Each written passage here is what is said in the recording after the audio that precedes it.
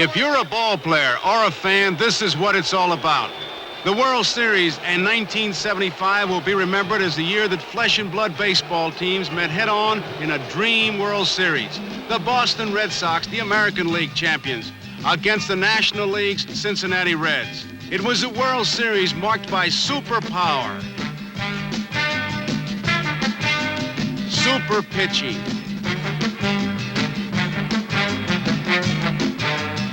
two super catchers, super effort,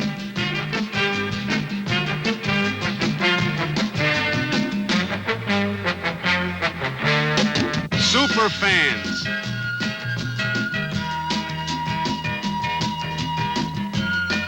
It'll be remembered very clearly as truly a super World Series.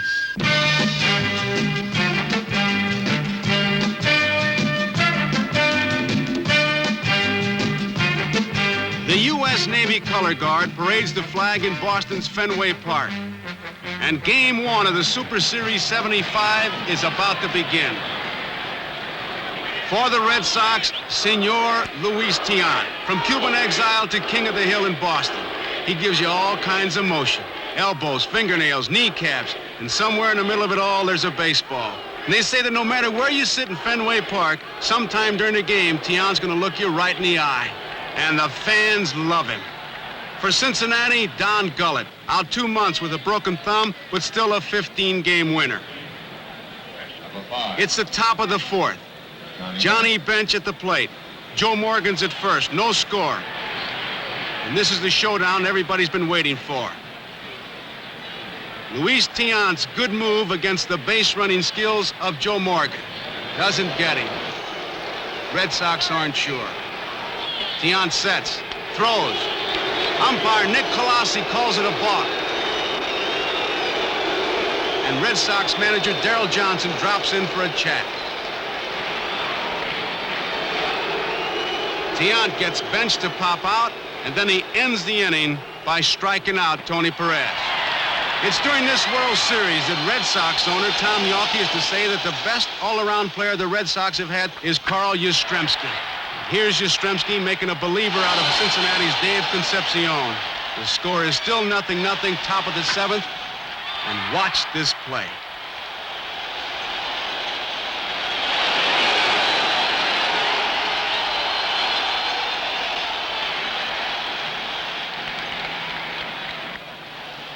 In the bottom of the seventh, Tiant didn't look like a guy who hadn't been to bat in 3 years. Base hit. He did look like a guy who hadn't been on base in 3 years. Johnny Pesky gives him a jacket and says, now make a left turn.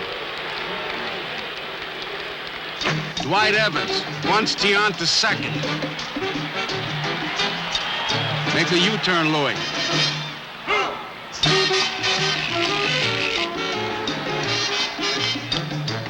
Don Zimmer has to reintroduce himself and says, hey, Louis, I'll be the next guy you see. I'm at third base. The fans love him. Denny Doyle singles Tiant to third. And Yastrzemski's single sends him home.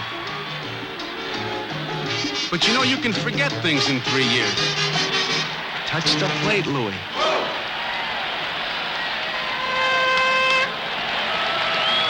The Red Sox keep rolling.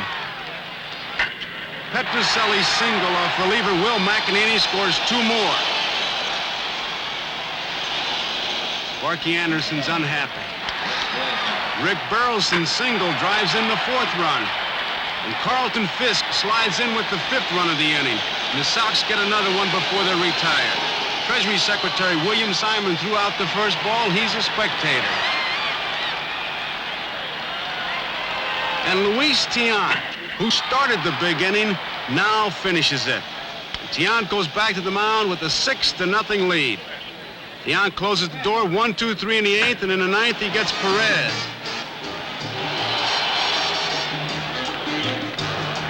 George Foster is the second out. Concepcion makes the 3rd out. And the Red Sox have won the first game of the World Series 6-0.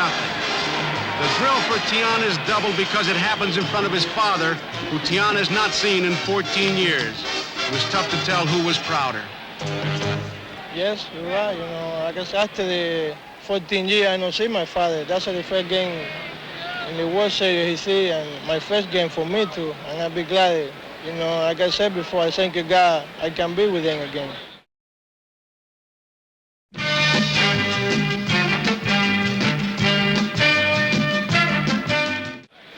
Game number 2 was a salute to the Navy on its 200th birthday.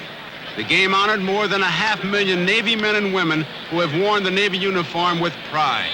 Good afternoon, ladies and gentlemen. Seaman Carl C. Glencross tosses out the first ball under rainy skies.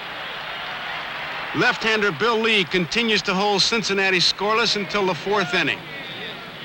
Morgan walks.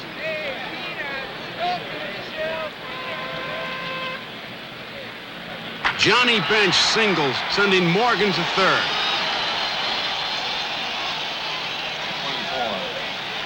And when Tony Perez hits into a force play, the Big Red Machine scores its first run of the series.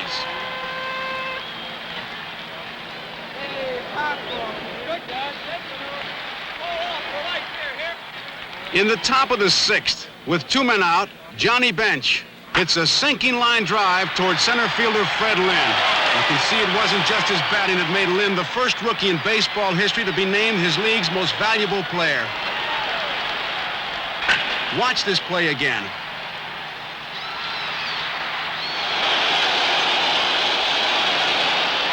Fred Lynn. Bottom of the 6th inning, 2 out, 1 on. Rico Petrocelli against Cincinnati starter Jack Billingham.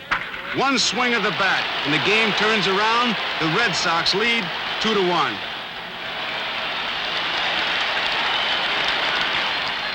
And despite a 27-minute rain delay, Bill Lee holds the Boston lead until the 9th.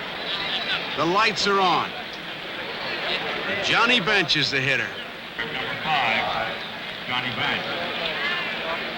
Bench looking for an outside pitch, gets it, and hits an opposite field double.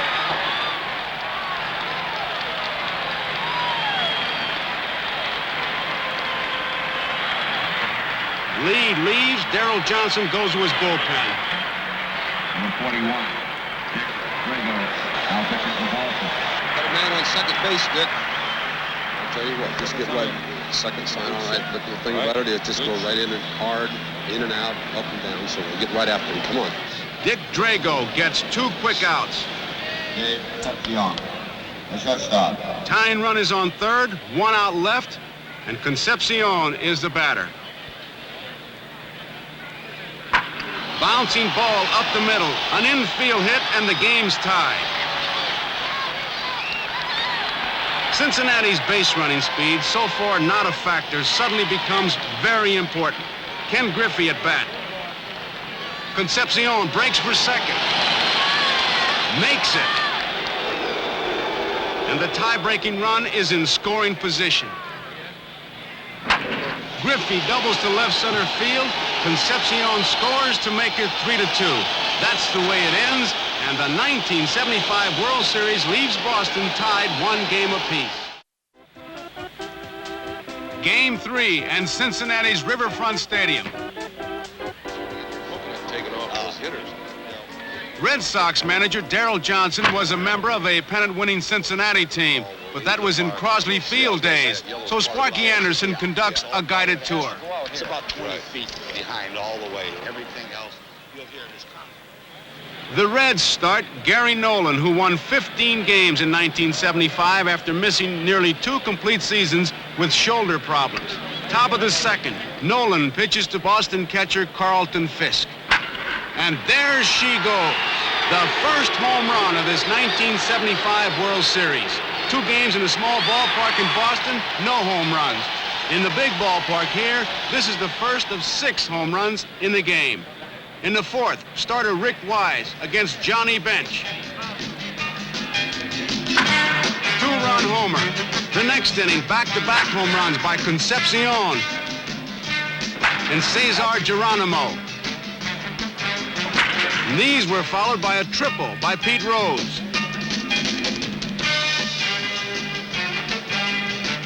And watch him run. Rose says he always gives 110%, and it shows. Rose scores on Joe Morgan's sacrifice fly, and the Reds lead 5-1. Number 1, Bernie Carbo. In the 7th, Bernie Carbo was sent up to pinch hit with the score 5-2. Clay Carroll is the pitcher. And there she goes.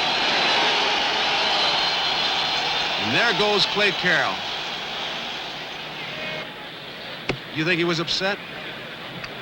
Now pitching for Cincinnati, number 37, Will McEnany. Petrocelli singles the center. And Sparky Anderson lives up to his nickname of Captain Hook, and he brings in his 5th pitcher of the game, Raleigh Eastwick. Dwight Evans is the batter. Number 24, Dwight Evans.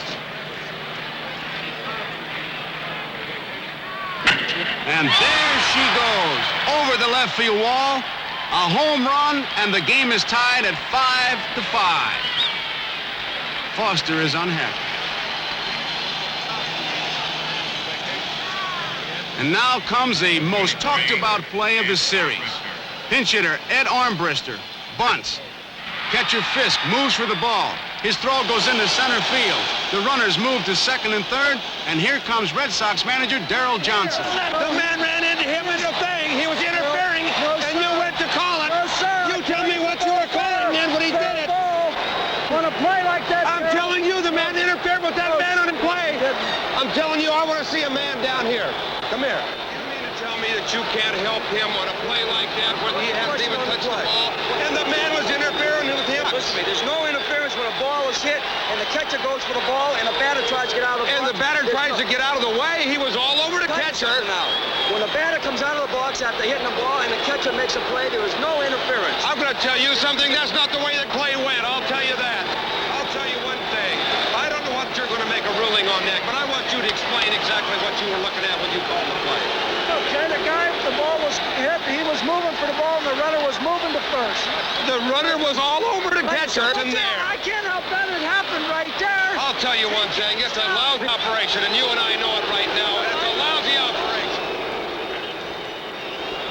Armchair umpires all over the country got in on this one, but umpire Larry Barnett's was the decision that counted.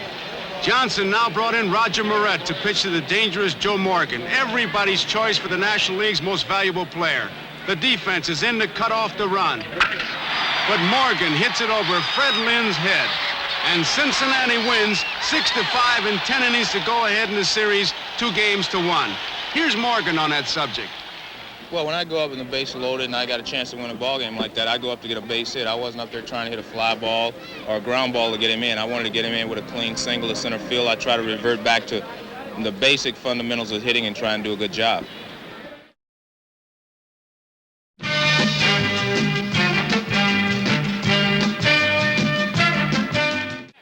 The Red Sox, hoping to even the series, named Luis Tiant to come back in Game 4. But Tiant, who shut out the Reds in the first game, has problems right away. Pete Rose leads it off. Single to center field.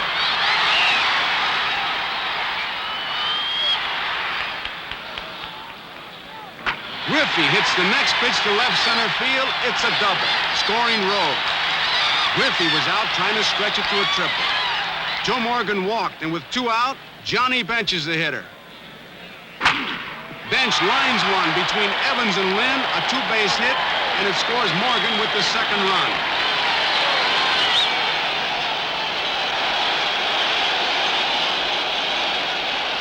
Two to nothing Cincinnati.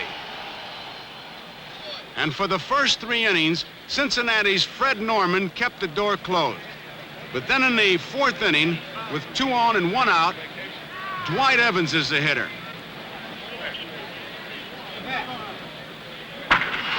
Evans triples to right center field, tying the game.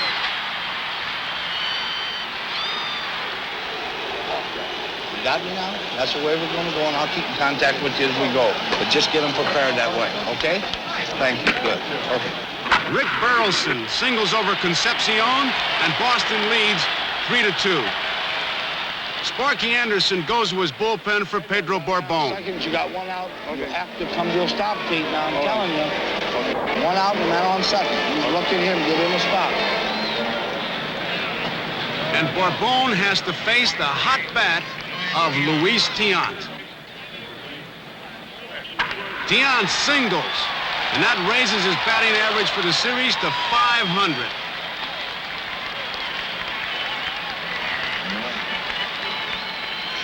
Burleson scored on an error, and then Yastrzemski hit this one to shallow center field, but watch the bounce.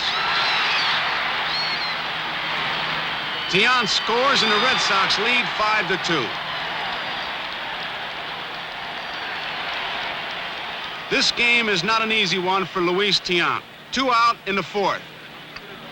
And George Foster is the batter. Foster, an infield hit. Good try, but not in time.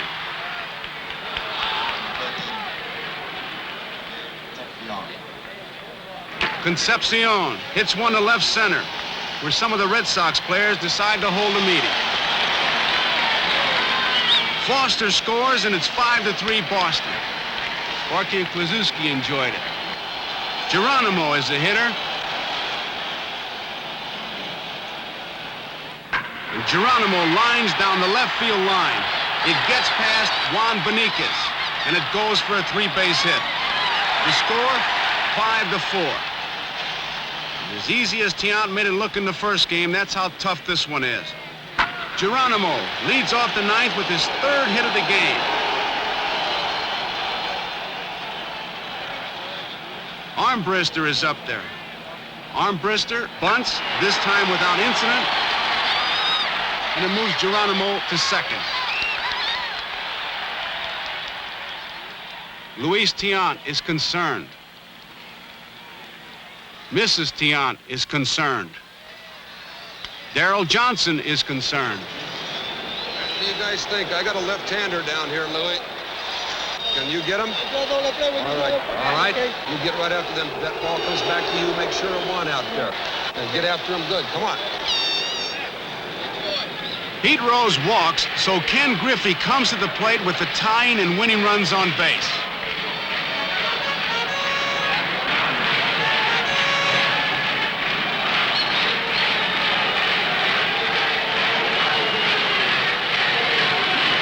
Griffey hits a line drive to center that looks sure to be off the wall. What a catch. Watch it again. Fred Lynn. But Tiant still has a problem. Joe Morgan. Geronimo is at second base. Watch him break. Tiant throws. Morgan pops it up. It was the 163rd pitch of the game. The Red Sox win what one big league manager used to call a cliff dweller. Boston 5, Cincinnati 4.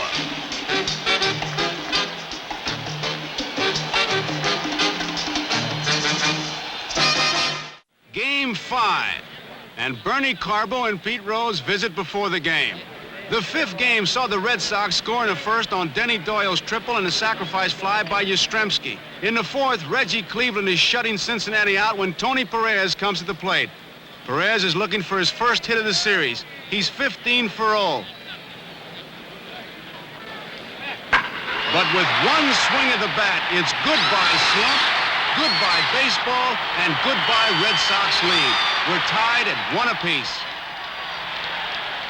Bottom of the 5th, and it's Cincinnati pitcher Don Gullett. Gullett singles.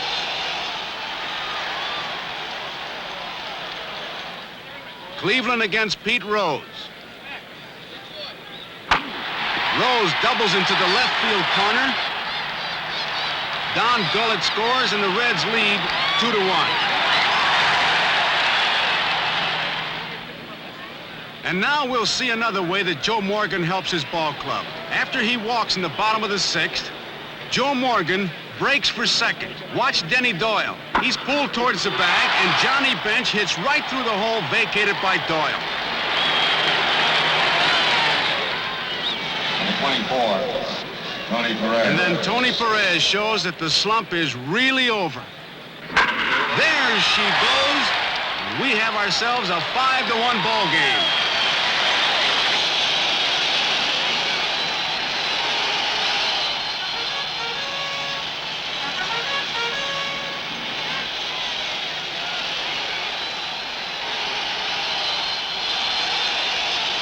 Don Gullett comes into the ninth inning having given up only 2 hits. Johnny Bench will say later, I've never seen him better. And there are 2 outs in the ninth. But the Red Sox still aren't convinced. Yastrzemski singles, and so does Fisk. Here is Fred Lynn. A double down the right field line, scoring Yaz. And Sparky Anderson decides that it's time to make a change. A record crowd of 56,393 give Gullett a standing ovation. Number 6, Nico Petroselli. Eastwick comes in, strikes out Petroselli, and the World Series moves back to Boston with the Reds leading 3-2.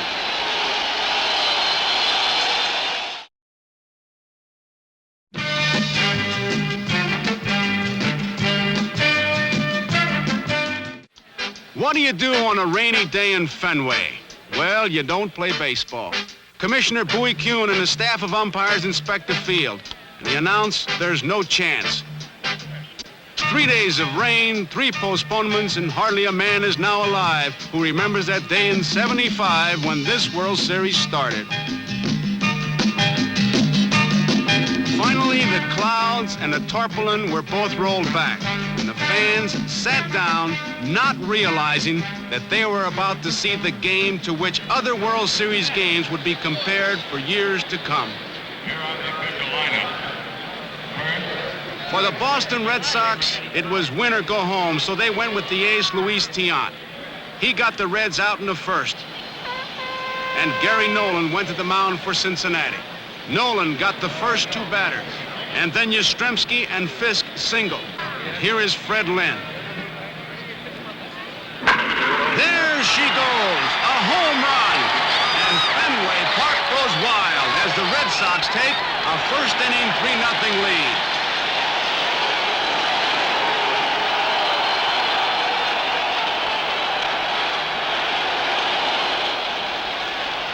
The amazing Fred Lynn. That's still the score in the top of the 5th. Armbruster walks for Cincinnati, and it brings up Pete Rose.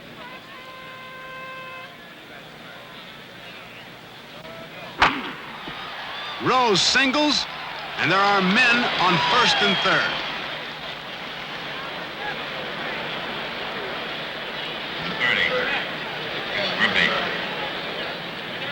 Griffey hits one to deep center field. Lynn goes back, makes a great try, but the ball is off the wall for a triple. Both runners score, but all eyes are on Lynn, slumped to the ground in center field, and noisy Fenway Park is silent. Move your legs all right, huh? Yeah. I'll be okay. You sure? Yeah.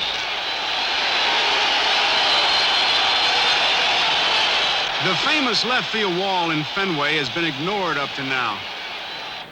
But Johnny Bench singles off it and ties the score at 3-3. Watch Yastrzemski play that ball perfectly. Perez is out, and the inning is over. Tied at 3-3. In the 7th, Griffey opens with a single. Joe Morgan punches a base hit to left.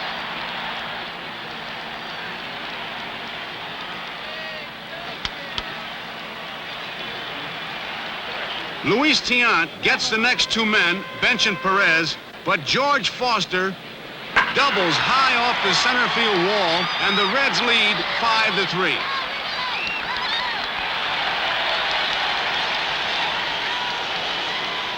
Top of the 8th inning, and the Reds, who had trailed by 3, now lead by 3 when Geronimo hits his second home run of the series.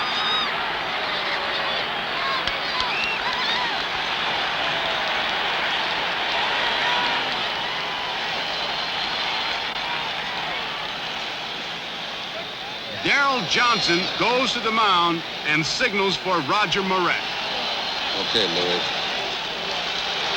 It is not Tiant's night, but the Red Sox fans still love their Louis.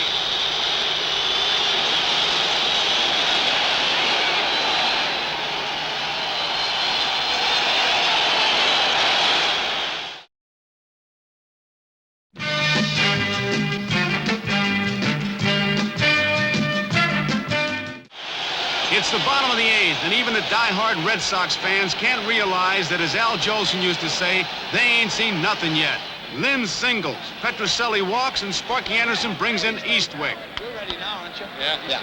You got first and second, nobody out. Let's go to work. Eastwick is his sixth pitcher of the game. And after he gets 2 outs, Bernie Carbo is the pinch hitter.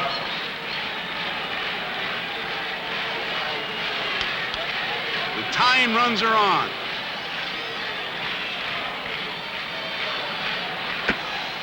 And after 2 strikes, Bernie Carbo gives a hitting clinic of his own. First, the worst-looking swing of the series, and it's foul.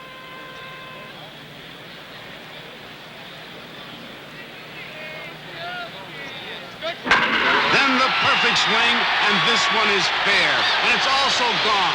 The game is tied at 6-6. The Red Sox have come back from a 3-run deficit. They're back in the World Series, and nobody knows that better than Bernie Carbo.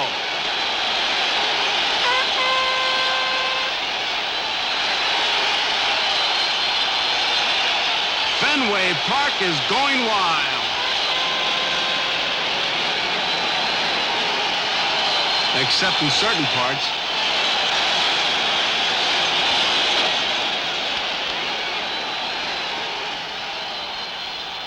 Dick Drago gets the Reds 1-2-3 in the ninth.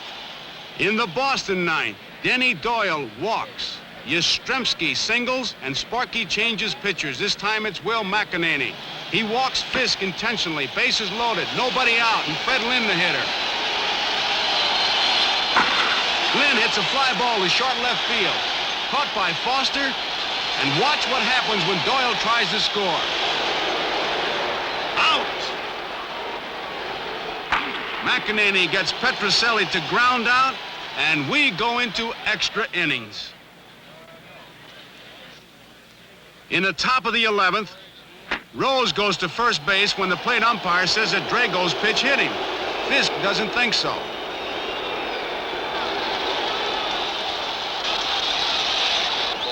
Ball never touched him. Satch, can you say for sure on a play like that it hit the man sharp? That's what I saw, what I heard, and what I called. And it wasn't anything to do with his glove or a damn thing? No. Rose said later it might have hit a string on his uniform. I don't know.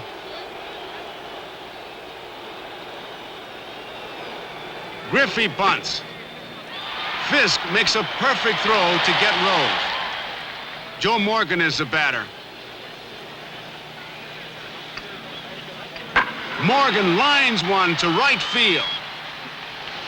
What a catch. Sparky Anderson was to say later, it was just about the greatest catch I've ever seen. Watch it again.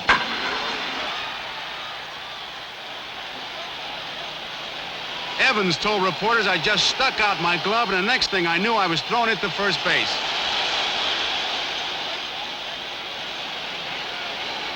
Now he realizes he got the double play.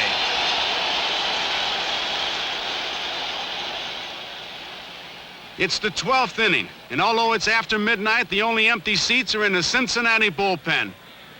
And their 8th pitcher, Pat Darcy, is pitching against Carlton Fisk. Fisk takes the first pitch high. Ball 1. Then he swings. There she goes. Now watch Fisk. He uses all the body English he can get. He will tell reporters later it was a question of it being fair or foul. The wind must have carried it 15 feet toward the foul pole. I just stood there and watched. I didn't want to miss seeing it go out.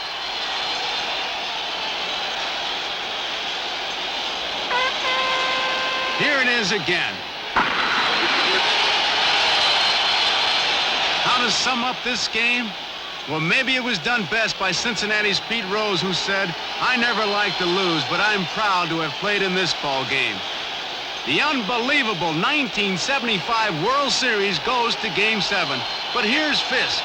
It's probably one of the most exciting ball games that I've ever played in, regardless of whether it's been a World Series or whether it's been a regular ball game, but even more so since it was a World Series. It was a crucial game for us and maybe a crucial game for baseball itself. I think we showed a lot of people how the game's supposed to be played.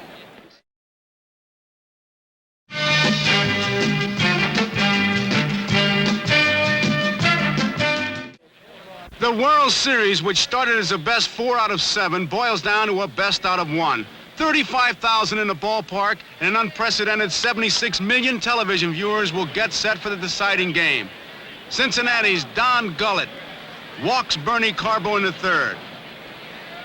And then Denny Doyle, who has hit safely in every game, does it again with this single, which sends Carbo to 3rd.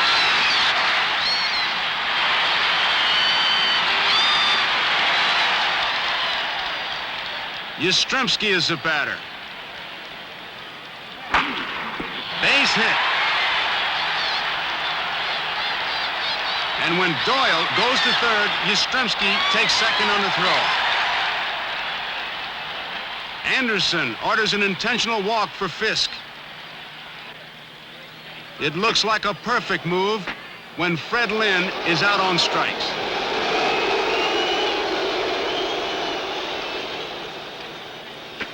Petrocelli walks on a full count to make the score 2-0.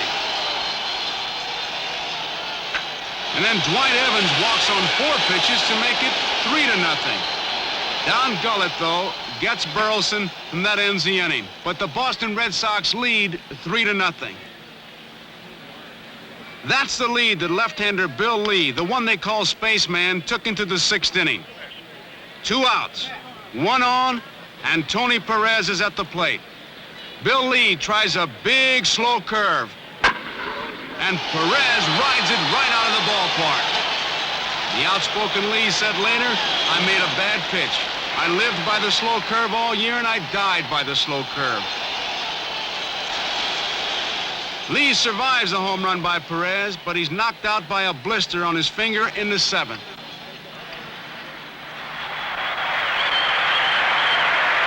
Johnson wants the left-hander Moret, and the Boston fans thank Lee for an outstanding effort.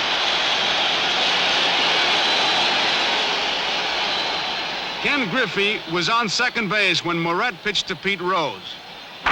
Rose, his 10th hit of the series, and the 7th game is tied up 3-3. Now it comes down to the Cincinnati 9th. Jim Burton is the pitcher for Boston. Ken Griffey walks. Geronimo bunts. Petrocelli slips but makes a great play at first base. I'll tell you what, now look, you don't have to, walking this man doesn't bother me a bit, okay? So you can go ahead and you can just work on him and let Jim throw his curveball and just pop it and don't worry about it, you know. This guy's a good fastball hitter. Just move the ball around, shoot for the black, okay?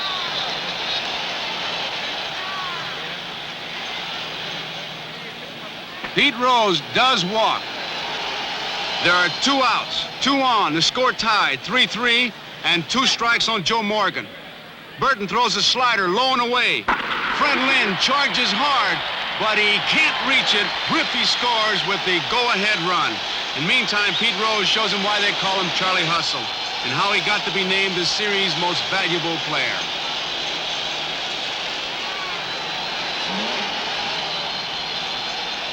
For the Boston Red Sox, it has all come down to this turn at bat. Cincinnati gets 2 quick outs, and now it's Will McEnany against Carl Yastrzemski, who has made it happen here so many times. Yes, it's a high fly ball to Geronimo in center field. And the 1975 World Series becomes not just history, but history written in big, bold letters for baseball fans to point at for years to come. The Cincinnati Reds are the world champions. The Reds win the World Series 4-3. It's a series where players on both teams can walk away with an enormous feeling of pride. It's a World Series that has given the fans who expect thrills in a World Series more than they expected. It is something special. A World Series that will be remembered for what it was, a super series.